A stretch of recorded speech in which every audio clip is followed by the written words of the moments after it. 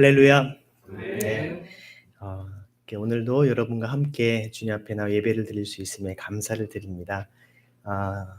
오늘 또 여러분과 함께 이 시간 말씀을 통해 나눌 때요. 지난번에 우리가 하나님 나라와 공동선과 관련해서 전에 한 2번 말씀을 나누었습니다. 오늘 3번째로 이제 이 부분들을 나눌 텐데요. 저희가 이 주빌리 교회를 통해서 어떤 사역을 감당하는지 또 어떤 일들의 비전을 품고 우리가 하고 있는지를 한번 확인할 수 있는 그런 시간이 되었으면 합니다. 오늘 여러분이 함께 살펴본 이 말씀은 사도 바울이 로마 교회에 보낸 메시지 가운데 아주 짧은 한 구절입니다. 여러 가지 이제 먹고 마시는 일 이런 것들 때문에 어떤 논란이 있었던 그런 맥락에서 나온 말씀이긴 한데요.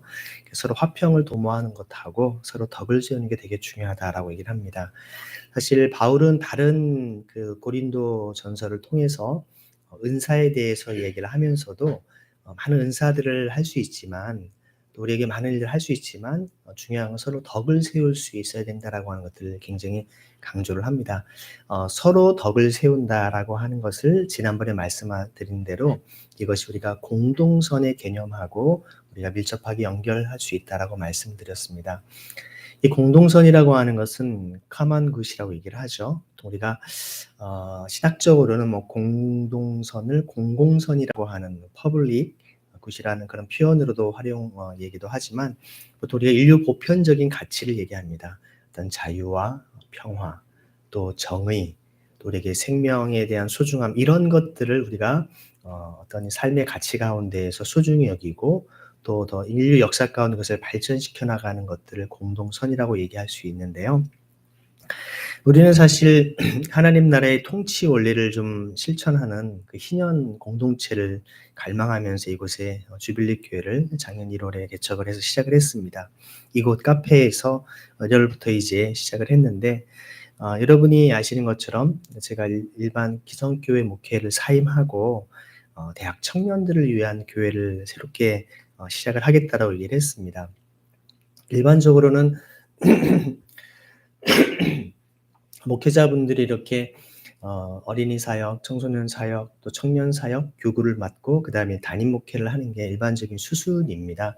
그런데 사실 저는 계속 청년 사역들을 주로 해오다가 잠시 한 10여 년 동안 담임 목회를 했지만 다시금 청년 사역에 대한 하나님께서 주시는 열망과 열정들을 제가 정말 감당할 수 없을 만큼 큰 마음이 있었기 때문에 다시금 캠퍼스 사역을 위해 뛰쳐나왔던 것인데요.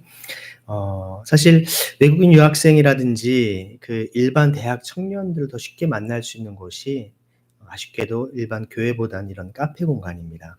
그러니까 교회로는 청년들이 오지 않아도 카페로는 누구나 편안하게 올 수 있는 곳이죠. 그래서 그들의 놀이터인 이런 카페에서 교회를 통해 예배를 드리고 있는 것인데요.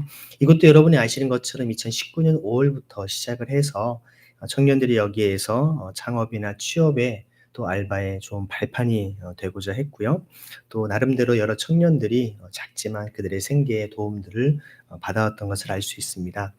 어찌 보면 여기에서 특별한 수익금이 생기지 않더라도 아니면 제 돈을 더 들이더라도 많은 청년들의 디딤돌이 될 수 있는 것만으로도 저는 충분히 의미가 있고 또 그것으로 만족하고 배불렀음을 보게 됩니다.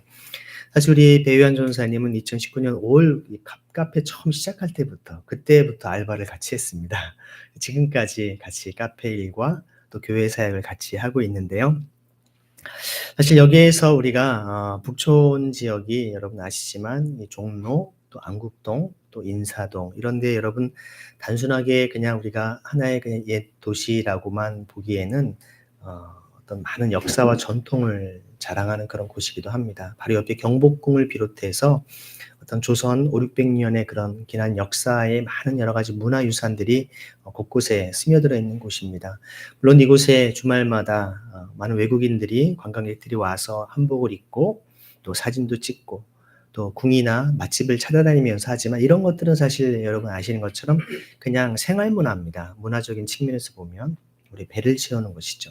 하지만 여기에 좀 더 예술적인 예술문화가 이 곳곳에 깃들어 있습니다. 많은 어떤 공예박물관도 있죠. 현대미술박물관도 있고 민속박물관, 여러 가지 갤러리, 여러 가지 서울에 수많은 그런 많은 예술가, 아티스트들이 다 여기에서 공연을 하고 전시를 하고 싶어 하는 곳이 바로 이곳입니다. 예술 문화가 가득한 곳입니다. 하지만 사실 이런 예술과 어떤 생활 문화 가장 근저에는 뭔가 정신이 있습니다. 정신 문화가 있습니다. 그 정신 문화가 바로 이곳에 있는데, 저는 단순히 이 정신 문화가 조선 600년의 어떤 유교 전통을 얘기하려는 것이 아니라 우리 바로 옆에 있는 이게 헌법재판소이지 않습니까? 이곳이 1884년 각심정변을 통해서 알렌 선교사께서 고종 황제의 사실 명성황후의 어떤 오라버니가 되는 민경익 대감이 좌상을 입었을 때 치료를 해 주고, 그것 때문에 황제께서 감사의 보답으로 여기에 어떤 공간을 광해원으로 시작했던 것입니다.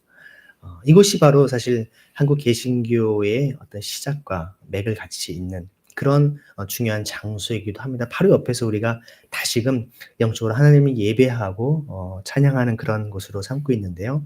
결국 여기에서 우리가 이 정신적인 차원의 문화를, 단순한 정신이 아닌 영적인 차원의 그런 문화를 함께 우리가 새로운 것들을 일으키기 위해서 이런 정신 문화, 또 예술 문화, 생활 문화를 우리가 골고루 함께 새롭게 K컬처 캠퍼스라고 하는 이름으로 만들어 가고자 하는 것입니다.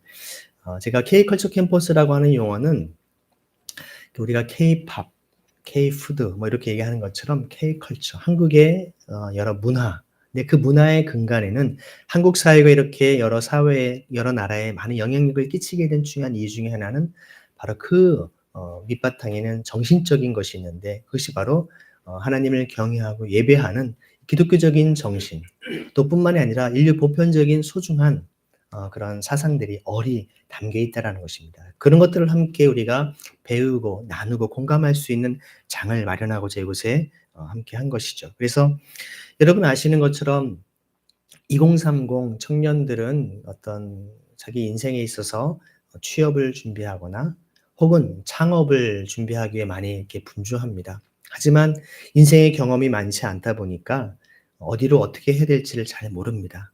반면에 이 지역에 계신 많은 어르신들, 60대, 70대 대신 60, 70 분들의 경우에는 시간은 많지만 오히려 인생의 경험도 되게 많고, 그래서 오히려 이런 청년들, 젊은이들로 하여금 인생의 멘토로서 역할을 해줄 수 있는 좋은 분들입니다. 그래서 이런 분들을 연결하면 좋겠다.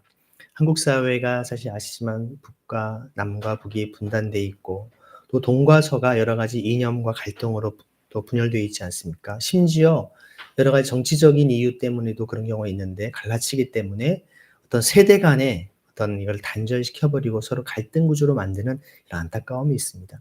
이런 것들을 세대 간의 통합을 이룰 수 있는 장으로서 2030과 6070이 서로 멘토와 멘토링을 통해서 서로 인생에 여러 도움을 줄 수 있는 그런 것을 하고자 이 K컬처 캠퍼스를 함께 이곳에 하려고 하는 것입니다. 캠퍼스라고 하는 것은 단순한 한 학교 개념이 아니라, 여러분 영국이나 미국의 대학들을 보면 한 도시 자체가 캠퍼스입니다. 이 북촌 마을 이곳 전체가 다 종로, 또 안국동이 전체가 다 우리에게 배움의 장소이고 서로 나눌 수 있는 삶의 자리인 것이죠. 그래서 사실 그러다 보니까 6070 이기 이전에 4050이신 분들은, 40대 50대 분들은 되게 자기의 생업에 바쁩니다. 다른 데 눈을 돌릴 겨를이 없지만 그래도 그런 분들은 젊은이들을 또 도움을 받기도 하고, 또 인생의 어르신들의 또 나름대로 자문을 구하는 그런 관계 속에서 2030, 4050, 6070이 모두가 다 함께 어우러질 수 있는 공간으로 만들고자 했던 것입니다. 그래서 사실 이 북촌 문화 포럼도 오늘 사실 3 시에 또 모임을 또 하게 되는데요. 이분들이 함께 모여서 K컬처 캠퍼스에 대한 얘기들을 함께 나눌 수 있게 됩니다. 이런 것은 이 정신적으로는 제가 어떤 한 사례를 했던 것은 영국의 알랭드 보통이라고 하는 이렇게 철학자인데, 그분이 만든 The School of Life라고 하는 인생 학교에서 착안을 한 것이기도 합니다. 런던에서 주로 이제 30대 이후의 사람들이 직장이나 어떤 가정 혹은 학교에서 가르쳐 주지 않는 내용들을 그들이 함께 배우고 나눌 수 있는 관계에 대한 부분이라든지 여러 가지 삶의 지혜를 나누는 것으로서 인생 학교를 하게 됩니다. 다름이 아닌 그 학교는 바로 카페에서 합니다. 저희처럼 이런 카페에서 삼삼오오 모여서 때로는 그들이 런던의 템즈강에서 카약을 타면서 서로 공동체성을 다지기도 하고 저희로 말하면 여기 북촌을 같이 돌면서 박물관도 보고 또 갤러리도 방문하고 또 남산타워도 가보고 다양한 이런 일들을 할 수 있는 다양한 세대들이 모일 수 있는 그런 공간으로 했던 것처럼 저희도 그러한 공간이 되기를 소망하는 것입니다. 지난번에도 말씀드렸는데 2024년 올해가 사실 65세 고령 인구가 1,000만 명이 넘는 한국 사회가 됩니다. 초고령 사회라고 얘기할 수 있습니다. 6070 세대는 단순히 그동안 정부가 도와줘야 되는 그런 어떤 도움을 받는 지원 대상이거나 또 사업하는 사람에게 있어서는 실버 산업을 통한 막대한 수익을 누릴 수 있는 단순한 수입원이 아닙니다. 그냥 대중교통 무임승차에 대한 논의로 정치적 갈라치기의 대상이 되어서도 또 안 될 것이죠. 오랜 세월 축적된 인생의 노하우와 또 많은 지혜로 이 생업으로 분주하게 살아가는 4050 세대, 또 창업과 취업으로 고민하는 2030 세대를 위한 멘토이자 큐레이터, 커넥터 역할을 감당해주는 덕업의 주인공이 6070이 되어야 되는 것입니다. 말씀드린 대로 우리 권사님을 포함한 어르신들이 여기 계신 것만 해도 저희는 마음이 따뜻해집니다. 사실 어르신들 보는 것만으로 푸근해지고 마음의 안정을 느낄 수 있는 말 한마디 한마디를 그냥 쉽게 하시지 않거든요. 세대 간의 갈등과 골이 깊어진 요즘에 결국 6070 세대의 덕업은 이 세대 간의 갈등 해소는 물론 우리 사회 통합과 협력에 좋은 본이 될 것으로 봅니다. 그래서 사실 우리가 교회가 이런 로컬에서 예배와 친교 등의 교회 울타리 안에서의 사역에만 머물지 않고 선교와 구제, 또 문화적 소통과 나눔을 통해서 지역사회의 여러 마을 주민과 건강한 공동체를 우리가 함께 만들어가는 것은 굉장히 중요하다고 볼 수 있겠습니다. 그래서 저는 주빌리 교회가 이런 카페를 통해서 맛있는 커피를 마시는 여유로운 공간을 우리가 제공하기 때문에 이러한 문화마을 공동체를 위한 토대가 형성될 수 있다라고 봅니다. 교회에 여유 공간이 없다면 아니 여유 공간을 만들어서라도 이 지역 주민과 소통의 공간을 제공하는 것들이 굉장히 필요합니다. 그래서 사실 어떻게 우리가 이제 이러한 상황에서 청년들과 함께 이런 하나님의 공동선을 만들어갈 수 있을까에 대한 고민들을 몇 주 동안 나누었는데요.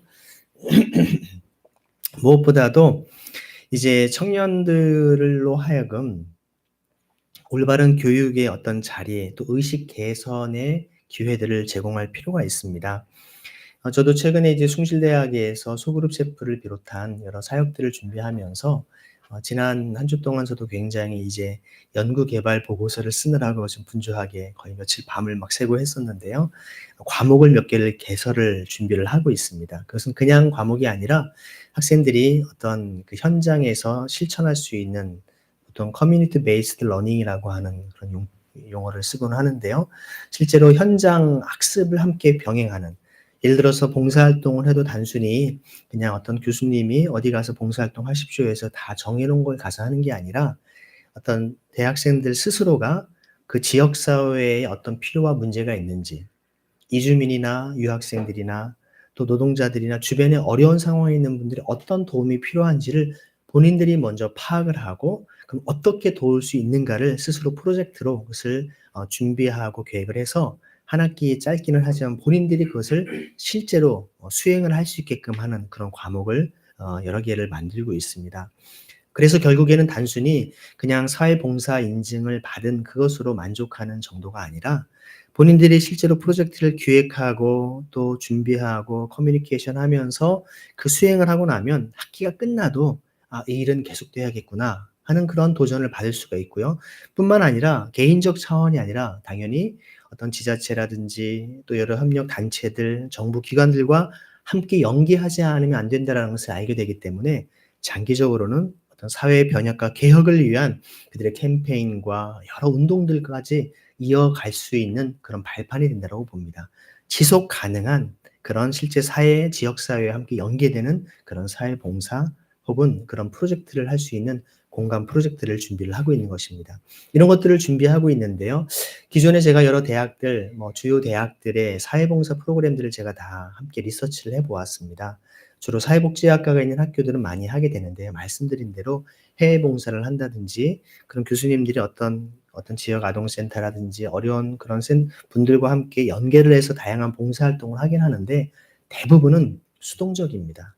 그냥 어떤 실적 위주 혹은 본인들의 어떤 사회봉사 인정을 받기 위한 소위 스펙을 쌓기 위한 차원에서 하는 것이지 그 진정성에 있어서는 퀘스천을 둘 수밖에 없습니다. 그래서 저는 기독교 대학 안에서 진정한 진정성이 있는 사회봉사와 정말 그 소외된 사람들을 향한 소통과 공감의 그런 프로젝트를 할 필요가 있다라고 해서 준비들을 하고 있습니다. 이런 다양한 교육들을 새롭게 만들어 가면서 네트워킹을 하고 실제로 필요하다면 젊은 친구들 가운데 정치적 참여도 실제로 할 수도 있겠고요. 다양한 시민단체를 만들어 갈 수 있는 그런 노력들이 필요하다고 봅니다. 한국 사회가 그동안 변질됐던 이유 중에 하나가 여러 시민단체에서 훌륭하게 활동하시던 분들이 계속해서 시민단체로서의 역할을 감당해야 되는데 오히려 그런 것들을 정치적 어떤 발판으로 삼는 경우가 많다 보니까 시민단체의 진정성도 많이 오해를 받아왔고요.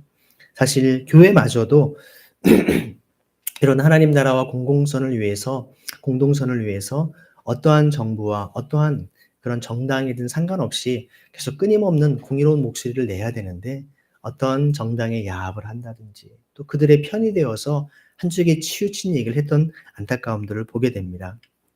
결국 이러한 것들을 통하여서는 우리 한국 사회가 좀 더 성숙한 시민사회가 될 수 있는 중요한 시민의식들을 우리 청년들부터 함께 발전시켜 나갈 필요가 있다고 봅니다.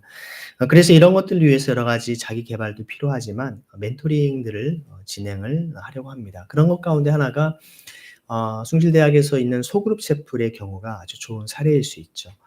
여러분이 잘 아시는 대로 올해부터 이제 3월부터 3,000명의 대상으로 소그룹 채플이 시작이 됩니다.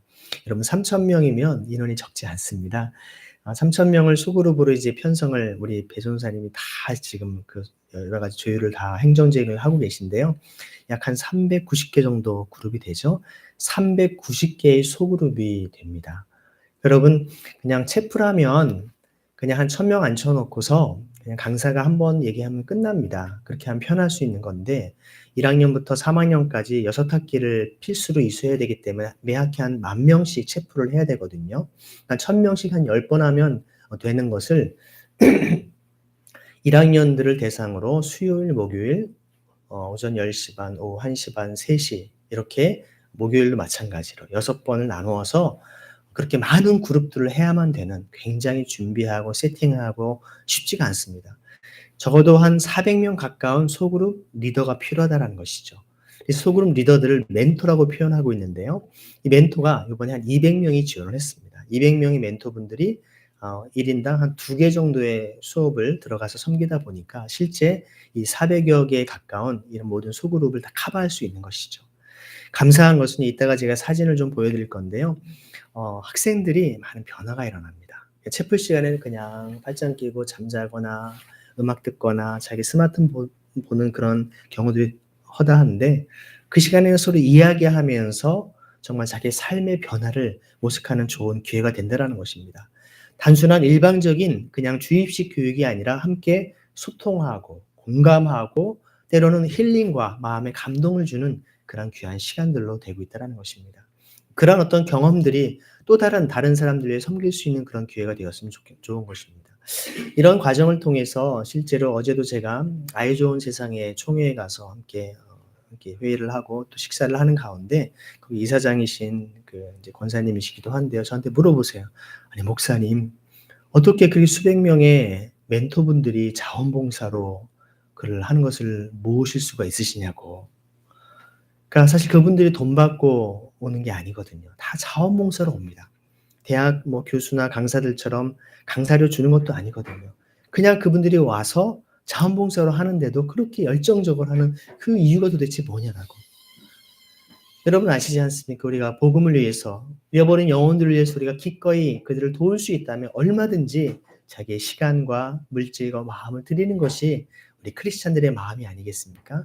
그런 귀한 일들을 우리가 함께 청년들도 할 수 있는 기회들을 마련해야 되는 것이죠. 그래서 저는 이런 청년들이 이런 것 관련된 여러 가지 많은 리더십들을 개발하는 노력들도 필요하고요. 자기 주도적으로 할 수 있는 게 굉장히 필요합니다. 청년들의 특징 중에 하나는 아시지만 자발성이 굉장히 중요합니다. 이렇게 부모님이 아무리 사랑을 해도 "이거 해라. 저거 해라." 하면 하고 싶다가도 하라고 하면 안 하려고 하는 게 약간 청개구리 같은 심정이 없지 않아 있습니다. 물론 다 그렇지는 않은데요. 근데 오히려 저는 그것을 역으로 어떻게 하냐면요. "하지 마, 하지 마." 하면 오히려 더 하려고 합니다, 청년들이.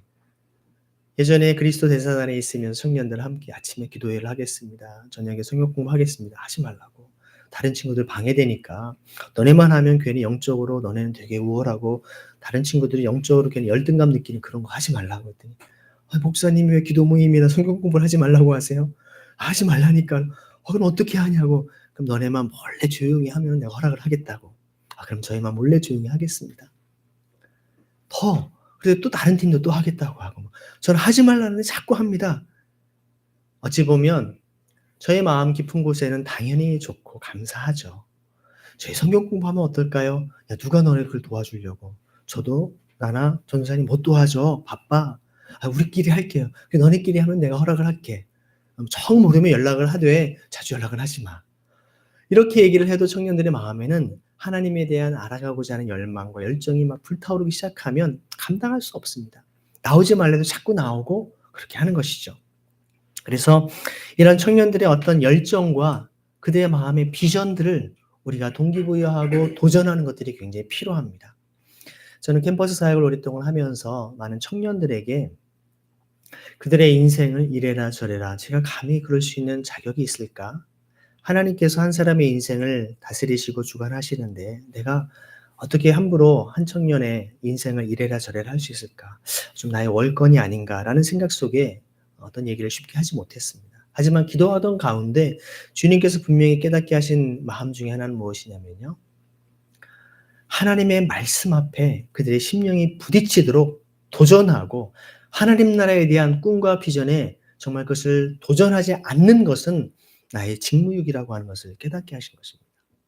그들이 그 말씀에 따라 순종하고 안 하는 것은 그가 하나님 앞에 달려있는 하나님과의 관계 속에서 본인이 해결해야 될 부분이지만 무엇이 하나님의 뜻인지 무엇이 하나님이 원하시는 하나님 나라의 비전인지조차 듣지 못하고 도전을 받지 못한다면 그것은 사역자로서 우리가 감당해야 될 그 역할을 제대로 못하는 직무유기라고 하는 것을 깨닫고서 그다음부터는 그들이 따르든지 아니 따르든지 담대하게 전하는 겁니다. 도전하는 겁니다.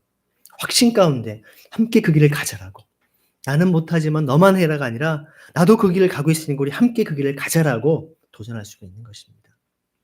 바라기는 우리 주빌리교회 온 성도님들 여러분의 삶 속에 정말 하나님 나라와 공동선을 향한 그런 거룩한 비전에 함께 우리가 여러분이 살아가시고 또한 많은 다음 세대를 향해서 그들을 함께 손잡고 가자라고 얘기할 수 있는 공동체를 소망합니다. 옆에 분에게 한번 인사할 때 함께 하나님의 나라를 위해 나아갑시다 인사하겠습니다. 하나님 나라를 위해 나아갑시다. 아멘. 사실 삼위일체 하나님께서는요. 정말 하나님 스스로가 공동선으로 존재하시는 분입니다. 그래서 하나님의 형상인 인간과 또 그분께서 창조하신 세상도 공동선의 원리에 따라서 살아가야 함을 우리가 신뢰하기 때문에 우리가 이런 청년 사역들을 또 새로운 캠퍼스 사역들을 하는 것입니다. 하나님의 공동선을 모든 사람을 향해 열린 손이라고 표현할 수 있습니다. 그래서 교회와 세상이 오늘만 아니라 내일의 현실을 넓게 그리고 깊이 담아내는 공동선을 구현하려면 이념을 넘어서 생명으로, 개념을 넘어서 실천으로, 사회성을 넘어서 영성으로, 세상 나라를 넘어서 하나님 나라로 확장되는 존재가 돼야 되는, 그리고 역사적인 우리의 상상력이 필요한 우리의 삶이 아니겠습니까? 사실 월터 브루그만이라고 하는 그 구약학자도요. 공동선은 하나님, 나, 이웃이 하나로 이어진 전망을 드러낸다라고 얘기를 합니다. 하나님과 나와 이웃이 하나로 연결된다라는 것이죠. 샬롬의 기체 아래서 생동하는 공동선은 누구도 함부로 배제되거나 업신여김을 받지 말아야 된다는 겁니다. 그 누구도 낙오될 수 없음을 강조하는 것이죠. 그래서 공동선은 바로 인자, 성실, 긍휼, 또 정의, 공의와 같은 영적인 것과 함께 이것은 정치적 그리고 사회적, 육체적인 안녕과도 관련이 있다는 겁니다. 우리가 하나님 나라를 추구한다라고 하면 굉장히 뭔가 추상적이고 우리가 저 세상만을 바라보는 그런 약간 이분법적인 초대교로 말하면 영지주의적인 차원으로 잘못된 신앙들이 많습니다. 삶의 문제, 세상의 어떤 어려움에 대해서는 외면하거나 소홀하는 경우들이 있다는 것이죠. 개인의 영혼 구원만 내가 받으면 되지 사회 부조리와 불의에 대해서는 우리가 신경 쓸 필요가 없어라고 이야기하는 경우들이 있다는 것입니다. 하지만 하나님 나라와 공동선은 다르지 않다라는 것들을 우리가 분명히 파악한다면 지금 말씀드린 이런 공동선으로서의 아름다운 가치들이 단순히 영적인 차원만이 아니라 우리의 정치적인 영역, 경제적인 영역, 사회적인 영역, 교육과 모든 영역 속에서 함께 변혁되어지고 새로워져야 된다는 것을 우리는 분명히 기억을 해야 될 것입니다. 초대 교부이자 콘스탄티노플 교회의 감독이었던 요하네스 크리소스토무스는요. 고린도전서 11장 1절 강론에서 공동선에 대해서 이렇게 그는 설교를 했습니다. 공동선을 추구하는 일이 가장 완벽한 기독교의 법칙이다. 또 정확하게 세워진 이정표이고 무엇보다도 최고점이다라고 그는 얘기합니다. 바울 자신도 나도 그리스도에게 속한 자라고 덧붙이며 선언했던 것처럼 이웃을 돌보는 것만큼 한 사람을 그리스도를 본받는 사람으로 만들 수 있는 것은 없기 때문이라고 초대 교본은 얘기를 했습니다. 짐 올리스라고 하는 분도 공동선을 실천하기 위한 공동선을 주장하면서 그것을 위해 살고 행동하겠다라는 결정을 이렇게 그는 얘기합니다. 우리의 문화와 시장은 자신만을 위해 살라라고 날마다 끈질기게 우리를 압박한다. 그러나 자기만을 위해 사는 것은 인간으로 살아가는 최선의 방식이 결코 아니다. 서로의 관계, 이웃과의 관계가 우리의 인간성을 좌우한다. 이것이 공동선의 토대이며 역사를 통틀어 공동선에 가장 크게 기여한 사람들은 이 점을 이해했다는 것입니다. 우리가 보통 코로나 이후에 팬데믹 시대라고 불리는 요즘에 사회적 양극화가 더 심해져 있습니다. 많은 또 분열들이 많고요. 또 공동체에 대한 신뢰가 무너져 있습니다. 한국교회도 예외는 아닙니다. 그러니 해서 우리가 공동체가 소외되어 모든 부분에서 사회적 신뢰와 유대를 강화하는 것이 굉장히 시급합니다. 그런 것을 어떻게 우리가 극복할 수 있을지 여러 사례들을 우리는 찾아내고 또 실제로 우리가 이 교회와 공동체를 통해서 노력을 할 필요가 있습니다. 기회가 된다면 영국 성공회에서 하고 있는 Together for the Common Good이라고 하는 이 프로젝트 나중에 좀 더 깊이 있게 여러분과 함께 살펴볼 기회가 있을 것입니다. 그래서 이런 과정을 통하여서 우리 공동체 안에서도 하나님께서 우리를 향해 이 땅에 정말 하나님 나라의 나그네 된 백성으로서 어떻게 살아야 될지를 다시 확인할 수 있는 장이 되기를 소망합니다. 요즘에 많은 사람들이 어떤 물질주의, 또 세상의 성공주의, 혹은 능력주의의 포로가 되어서 다들 스펙 쌓고 또 성공을 위해서 열심히 달려갑니다. 하지만 향방 없이 뛰어가는 그 삶은 결국 무엇을 위해 가고 있는지를 자기 자신을 되짚어보지 않으면 안 된다는 것이죠. 열심히 사는 게 중요한 게 아니라 여러분 마라톤 선수가 열심히 하루 종일 뛰어갔는데 목표 지점과 다른 곳으로 갔다면 무슨 의미가 있겠습니까? 어떤 상이 있겠습니까? 우리가 표대를 향하여 하나님이 부르신 그 부름의 상을 위해 쫓아간다라고 했던 바울의 표현처럼 우리가 서로가 평화를 세워가고 또 공동의 서로의 덕을 세워가는 이런 공동선을 위해 하나님 앞에 함께 마음과 힘을 모아간다면 세상 사람들이 우리를 보고 하나님 아버지께 영광을 돌리지 않겠습니까? 그러한 우리가 세상을 변화시키는 또 함께 우리가 변화되는 그런 거룩한 통로로 우리가 되기를 소망합니다. 특별히 지난 수요일부터 애쉬 웬스데이라고 하죠. 제 수요일부터 40일 동안 주일을 제외한 40일 동안 이제 사순절 기간이 됩니다. 3월 28일까지인데요. 여러분들이 그 기간 동안 함께 자신들을 더 깊이 있게 돌아보고 주님이 우리 원하신 뜻이 무엇인지를 더 깊이 있게 묵상할 수 있는 그런 시간들이 되기를 소망합니다. 이 시간 함께 우리가 기도하실 때 하나님 우리 가운데 하나님의 마음을 품는 우리 주빌리 교회 공동체가 되게 하여 주시고 오늘 말씀대로 하나님 나라와 공동선을 향한 우리 열망과 그 비전이 불타오르게 하여 주옵소서.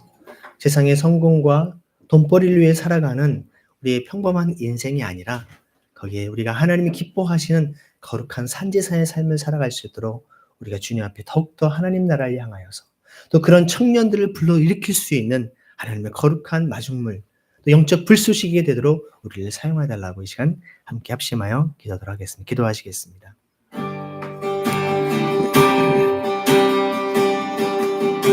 하나님 감사합니다. 우리는 주님의 거룩한 주님의 도구가 되기를 소망합니다. 하지만 여전히 우리 주변에는 많은 문제 어려움들이 있고 또 우리를 유혹하는 많은 것들이 있습니다.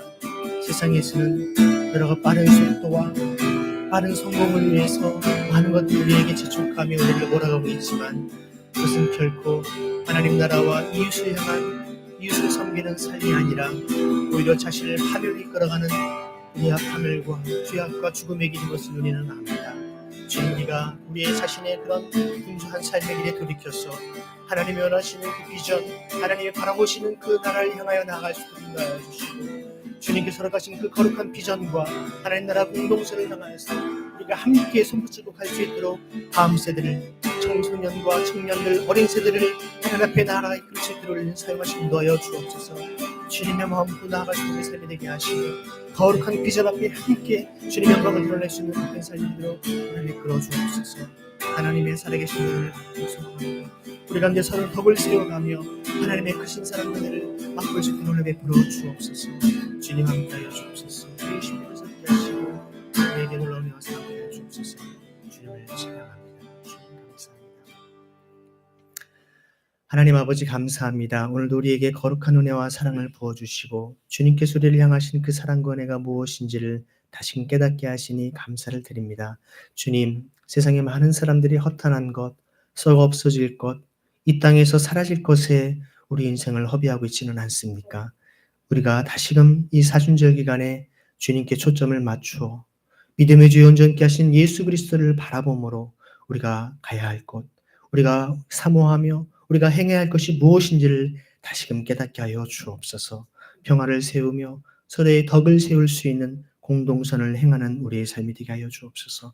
하나님 나라를 향하여 표대를 향하여 부르신 그 부름의 상을 위해 쫓아갈 수 있는 우리 주빌리 공동체 모두 되게 하여 주옵소서. 우리가 섬기는 모든 공동체 또 교회와 가정 우리의 삶의 일터마다 주님 성령으로 기름 부어주시고 예수 그리스도께서 주가 되셔서 예수 그리스도의 이름의 능력이 나타나게 하시며 모든 어둠과 절망과 모든 좌절들이 떠나게 하시며 주님의 치유와 놀라운 회복의 역사가 일어날 수 있도록 주님 은총을 베풀어 주옵소서. 오늘도 주의 복음을 전하는 모든 선교사님들과 또한 어둠 가운데에서 주의 말씀으로 사역하는 모든 사역자들에게 주여 성령으로 기름 부어 주옵소서. 오늘도 곳곳에서 절망과 고통에서 신음하고 있는 이들에게 주님 은혜를 더하여 주시며 여러 불의함 속에서 고통하고 절망하고 있는 이들에게 주님 그들에게도 하나님의 은혜와 사랑을 부어 주옵소서. 우리가 그들의 사랑의 통로가 되길 소망하오니 주님 우리를 사용하여 주옵소서. 말씀대로 살기로 결단하며 울룩히던 우리 모두 가운데 크신 은혜와 사랑으로 함께 하실 주님을 찬양하며 살아계신 예수 그리스도 이름으로 감사하며 기도드립니다. 아멘. 함께 사도신경